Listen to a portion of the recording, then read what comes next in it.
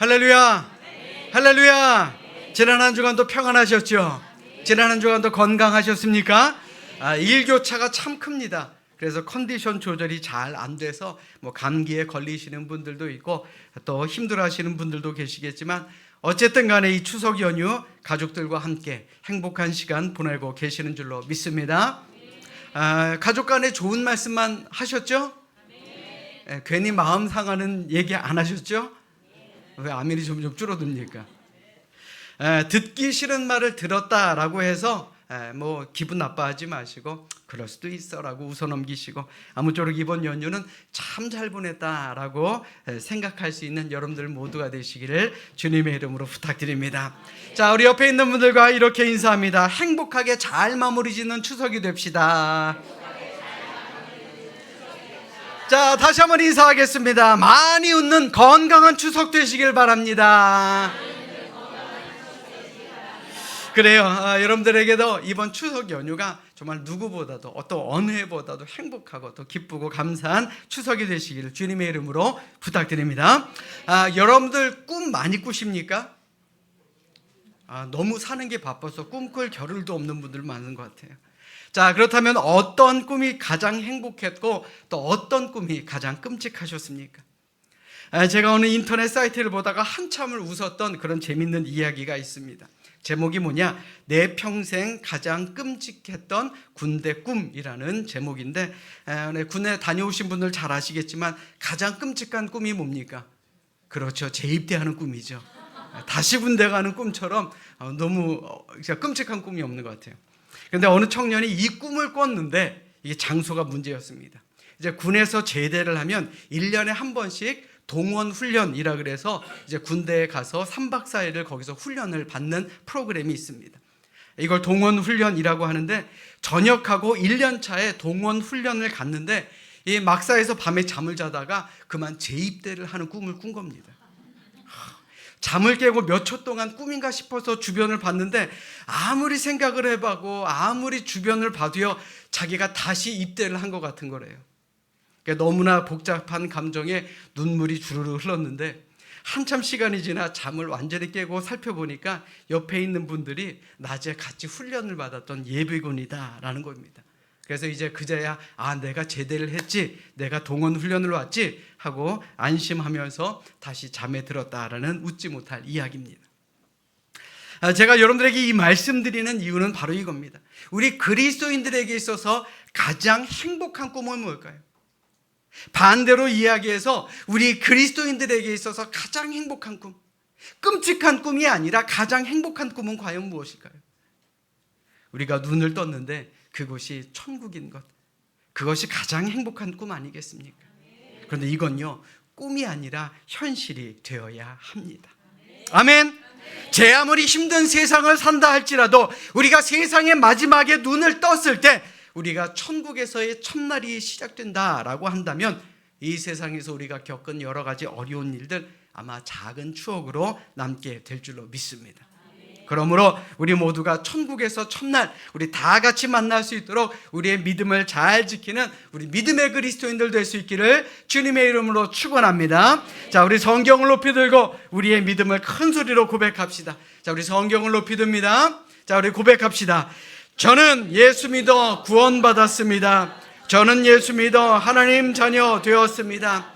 저는 예수 믿어 천국 백성 되었습니다. 하나님께서 선물로 주신 오늘 하나님 말씀으로 가르침을 받습니다.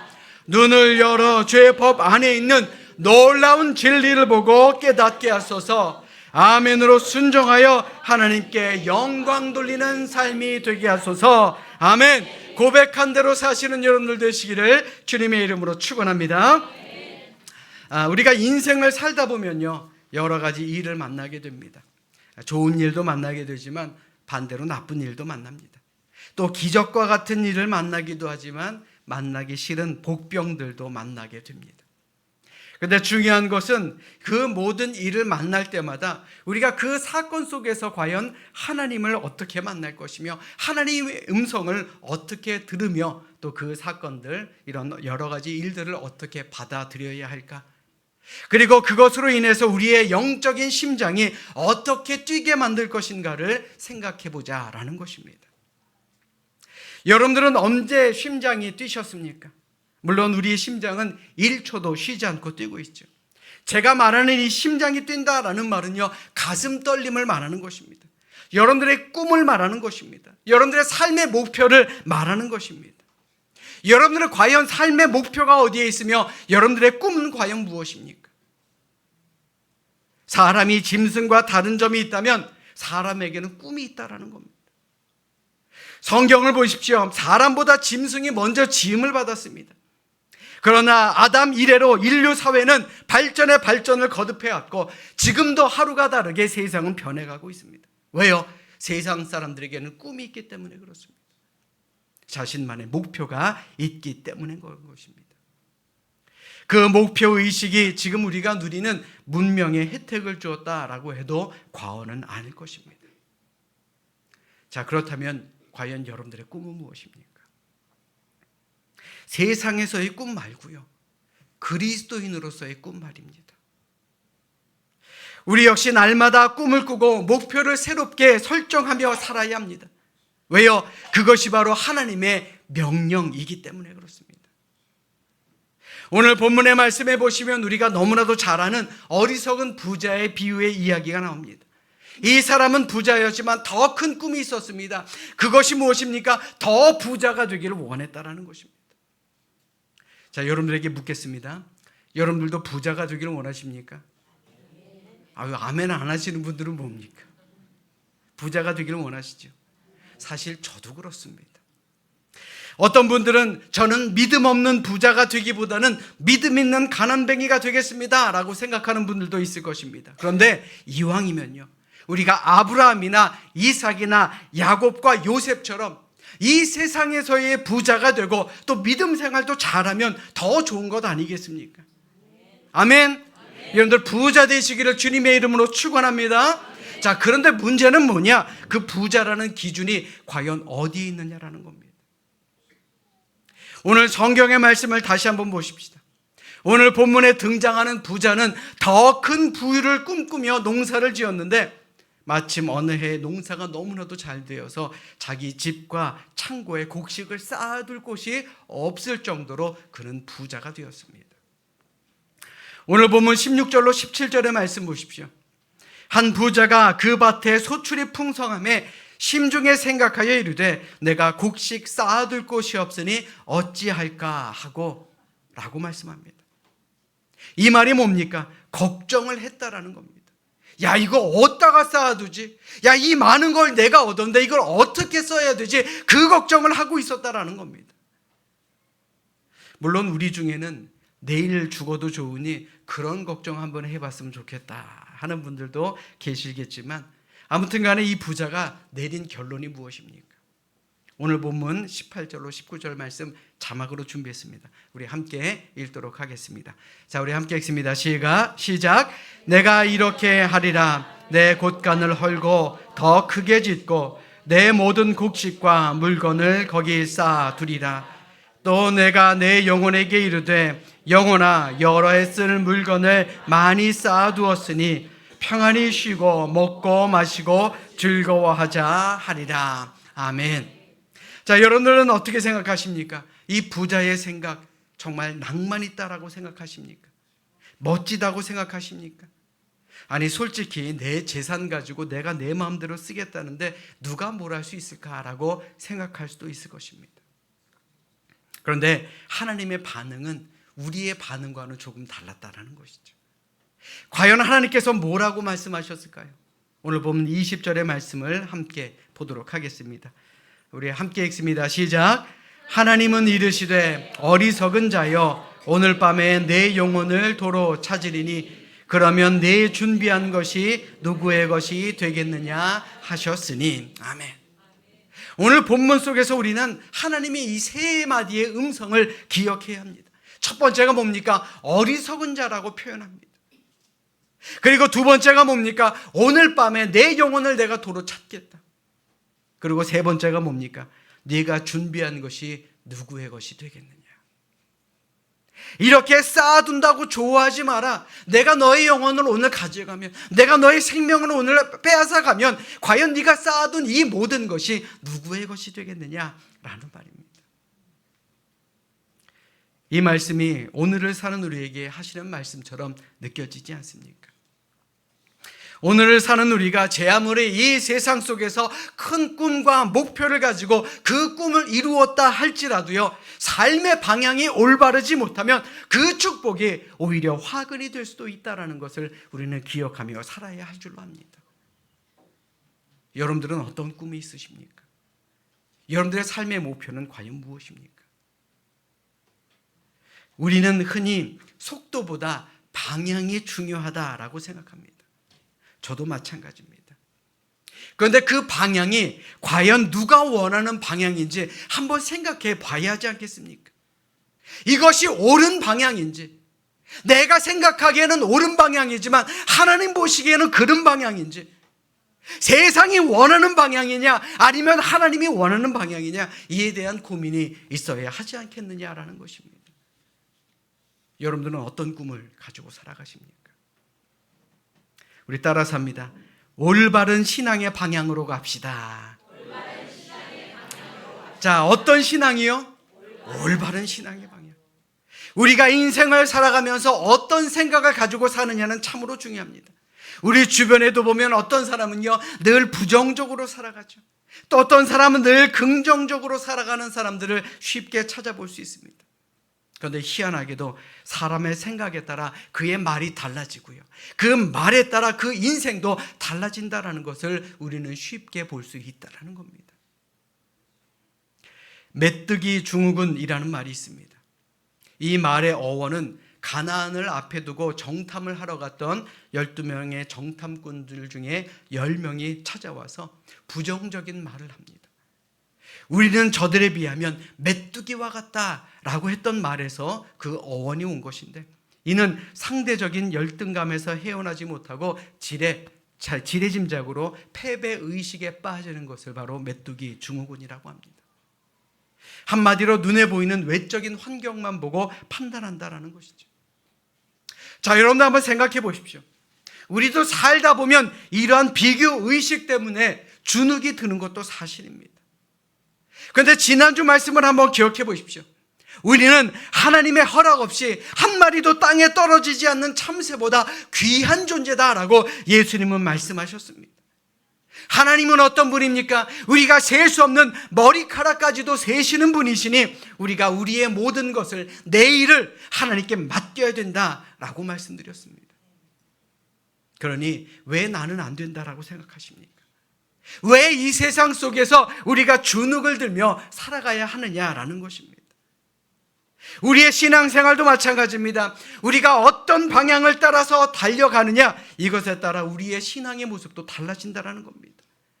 어떤 믿음을 가지고 어떤 말을 하며 어떻게 살아가느냐에 따라서 우리의 믿음의 길도 달라진다는 겁니다. 하나님의 거룩하신 뜻을 따라 살아가는 것이 맞지 않겠습니까? 하나님은 우리에게 늘 감사라고 말씀하십니다. 그리고 늘 우리와 함께 하시겠다 약속하셨습니다. 그 하나님의 약속을 꼭 붙들고 우리 흔들림 없이 살아가는 우리 모두가 될 수 있기를 주님의 이름으로 간절히 축원합니다. 세계사적으로 볼 때의 한국교회는 선교 100여 년 만에 정말 급성장을 한 국가로 기록되어 있습니다. 세계에서 가장 많은 선교사를 파송하는 그런 멋진 나라가 되었습니다. 그런데 안타깝게도 요즘 한국의 기독교인의 숫자가 점점 줄어든다고 합니다. 우리 아이들은 어떻습니까? 세상 풍요에 방치되어 교회를 멀리하게 만듭니다. 특별히 코로나를 겪은 후에 많은 교회의 교육부가 와해되고 해체되었다라는 소식을 많이 접하게 됩니다. 과연 왜 이런 현상이 일어나고 있는 것일까요? 문제는 우리 한국 교회가 기독교에 나아갈 올바른 방향을 올바로 제시해 주지 못했기 때문이 아닌가 저는 생각해 봅니다. 사실 그동안 어찌하면 더 큰 교회를 만들 수 있을까? 이것에 초점을 맞춰왔고, 우리 성도들 역시 어떻게 하면 내가 세상에서 복을 받을까에 초점을 두고 살아왔던 것 아닙니까? 저 역시 신가난 프로젝트를 하면서 멋지고 세련된 교회를 만들면 더 많은 성도들이 올 것 아닌가라는 그러한 생각을 했었습니다. 그러나 이제는 멋지고 세련된 교회를 넘어서 성도들에게 올바른 삶의 방향을 정해주는 그런 교회가 되어야 한다라고 믿어 의심치 않습니다. 물론 교회 시설이 깨끗하고 좋으면 더 좋지요. 그러나 우리 교회는요, 우선순위를 잃어버리면 안 된다라는 믿음을 가지게 되었다라는 것입니다. 이게 바로 제 꿈입니다. 오늘 본문 마지막 21절의 말씀 우리 자막으로 준비했습니다. 우리 함께 읽도록 하겠습니다. 21절 말씀입니다. 시작. 자기를 위하여 재물을 쌓아두고 하나님께 대하여 부유하지 못한 자가 이와 같으니라. 아멘. 그러므로 우리가 하나님이 원하시는 신앙의 방향, 믿음의 방향으로 가기 위해서는 무엇보다도 우리의 믿음의 목표를 수정해야 할 줄로 압니다. 이 땅에서 축복의 목표를 두지 마십시오. 물론 이 땅에서 부자로 많이 누리고 사는 것 참으로 좋죠. 그러나 어떻게 하면 우리가 하나님의 부르심에 더 합당하게 살아갈 수 있을까? 이것에 우리의 초점을 맞춰야 하지 않겠습니까? 사랑하는 여러분, 지금 우리 교회는 신가난 프로젝트와 더불어 알파10 프로젝트를 하고 있습니다. 많은 분들이 기도해 주시고 노력해 주셔서 참으로 감사합니다. 그런데 이 두 프로젝트가 단지 교회의 규모를 키우고 교인 수만 늘리기 위한 일이라고 한다면 저부터 회개하고 더 기도하도록 하겠습니다. 우리 교회는 올바른 길을 인도해 주는 그런 곳이 되어야 한다라는 것입니다. 그게 우리 교회의 꿈이고 제 꿈이고 우리가 함께 꾸어야 할 꿈인 줄로 믿습니다. 우리 그런 교회가 되기 위해 열심히 최선 다해 기도하는 우리 모두가 될 수 있기를 주님의 이름으로 간절히 축원합니다. 디도서 2장 14절의 말씀에 보시면 그가 우리를 대신하여 자신을 주심은 모든 불법에서 우리를 속량하시고 우리를 깨끗하게 하사 선한 일을 열심히 하는 자기의 백성이 되게 하려 하심이라 라고 말씀하고 있습니다. 사랑 여러분, 이 시간 이 자리에 있는 우리 모두는 하나님의 뜻에 따라 하나님께서 기뻐하시는 일을 열심히 해야 할 줄로 믿습니다. 예수님의 삶을 한번 생각해 보십시오. 이 세상에 있을 때는 한편으로는 왕따를 당하시기도 했지만 또 한편으로는 인기가 최고였습니다. 그러므로 마음만 먹으면 얼마든지 이 땅 위에서 대접받으며 편안하게 살아갈 수도 있었을 것입니다. 그럼에도 예수님의 생애의 목표는 그저 이 땅에서 잘 사는 것이 아니었습니다. 모든 인류를 구원하시는 일이 바로 예수님의 목표였기 때문에 십자가를 지신 것 아니겠습니까? 이는 오늘을 사는 우리도 마찬가지가 되어야 할 줄로 믿습니다. 우리가 예수님을 믿고 교회를 다니고 열심히 선교 활동을 하고 신앙생활을 하는 그 목표가 바로 세상의 것이 되어서는 안 된다는 것입니다. 왜요? 그런 사람은 이 세상 위에서 복을 받으면 언젠가는 교회를 떠날 수밖에 없기 때문에 그렇습니다. 그러니 우리 삶의 목표를 복에 두는 것이 아니라 사명에 둡시다. 하나님은 여러분들 한 사람 한 사람에게 사명을 주셨습니다. 그 사명을 잘 감당하는 것, 그래야 우리가 교회를 떠나지 않고 하나님을 떠나지 않는다라는 사실, 우리 이것을 다시 한번 기억하는 우리 모두가 되시기를 주님의 이름으로 축원합니다. 자, 우리 다시 한번 따라서 합니다. 실력 있는 그리스도인이 됩시다. 자, 뭐가 있는 그리스도인이요? 그렇죠, 실력 있는. 우리를 향하신 하나님의 꿈을 이루기 위해선 우리 모두는 실력 있는 그리스도인이 되어야 합니다. 한마디로 경쟁력 있는 그리스도인이 되어야 한다는 것이죠. 우리가 세상을 살 때는 한번 생각해 보십시오. 경쟁력이 있어야 살아남는 것 아닙니까? 이것은 당연한 것입니다. 남들보다 더 나은 나의 무기가 있어야 남들과의 싸움에서도 이길 수 있는 것이죠. 자, 이와 마찬가지로 우리도 하나님 앞에 쓰임 받으려면 우리의 실력을 키워 나가야 하는 것입니다. 기도하는 실력, 믿음이 흔들리지 않는 실력. 악으로 세상을 이기는 것이 아니라 우리는 선으로 세상을 이겨야 하기 때문에, 또 믿음으로 이겨야 하기 때문에 우리가 싸워야 하는 그 싸움이 참으로 힘겹습니다. 그러나 그럼에도 불구하고 우리는 그리스도인으로서 실력을 잘 키워나가야 할 줄로 믿습니다. 자, 그럼 그 실력이 어떤 실력입니까? 바로 하나님 앞에서 온전하게 사는 실력입니다. 두 번째는 이웃을 섬기며 온전하게 사는 실력을 키워야 합니다. 세 번째는 복음을 위해서 온전하게 사는 실력을 키워야 하며, 마지막 네 번째는 주님의 몸된 성전을 위해서 헌신하기 위해 올바로 살아가는 충성된 실력을 키워야 한다는 것입니다. 이것이 우리 모두의 꿈이 되시기를 주님의 이름으로 부탁드립니다. 한번 요셉을 생각해 보십시오. 우리 모두는 요셉처럼 되기를 원합니다. 왜냐하면 요셉은 하나님 앞에서 뜨거운 심장을 가졌던 사명을 잘 감당했던 사람이기 때문에 그렇습니다. 물론 요셉이 이 땅에 살아가는 동안 많은 복을 받았습니다. 그래서 요셉처럼 됩시다 하는 것이 아니고요. 요셉은 하나님 앞에서도 실력을 잘 갖췄습니다. 하나님의 음성을 잘 들었다는 얘기입니다. 그가 가는 곳곳마다 하나님께서 그에게 복을 주셨다 그랬어요. 하나님의 말씀을 얼마나 잘 들었으면, 얼마나 자신의 믿음의 실력을 잘 키웠으면 하나님께서 복 주셨겠느냐라는 것입니다. 한번 생각해 보십시오. 요셉이 없었다면 이스라엘 백성들이 애굽에서 많은 가족을 이룰 수가 있었겠느냐라는 것입니다. 그가 모진 고난과 어려움 속에서도 믿음을 잃어버리지 않았기 때문에, 그가 강한 믿음을 가진 사람이었고 하나님의 음성을 들을 줄 아는 사람이었기 때문에 하나님의 뜻을 이룬 믿음의 사람이 된 것 아니겠습니까?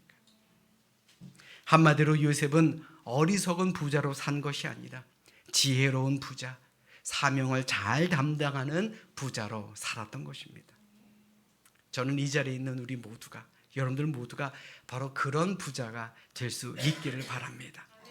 하나님 앞에 부끄러움이 없고요, 사람들 앞에 부끄러움이 없는 그런 부자, 하나님의 음성을 들을 줄 알고 하나님 앞에서 나 스스로를 낮출 줄 아는 그러한 겸손한 부자가 될 수 있기를 이 시간 주님의 이름으로 간절히 축원합니다. 오늘도 수많은 사람들이 부자가 되려 합니다. 명예를 얻으려 합니다. 권력을 가지려 합니다. 이 자리에 있는 우리 모두가 그런 것을 갖지 말라는 말이 아닙니다. 제가 여러분들에게 드리고 싶은 말은요, 하나님 앞에 부끄러움이 없는 그런 사람이 되어야 한다는 겁니다. 내가 가진 것, 내가 얻은 것으로 나만을 위해 사는 것이 아니라 하나님의 영광을 위해, 복음을 위해 사는 우리 모두가 되어야 할 줄로 믿습니다. 이런 목적을 가진 사람답게 우리를 통해 이루실 하나님의 귀한 사역들, 우리 가슴에 품고 우리 뜨거운 심장으로 우리 흔들림이 없이 살아가는 우리 삼성교회의 모든 성도들 되시기를 이 시간 주님의 이름으로 간절히 축원합니다. 축원합니다. 기도하겠습니다.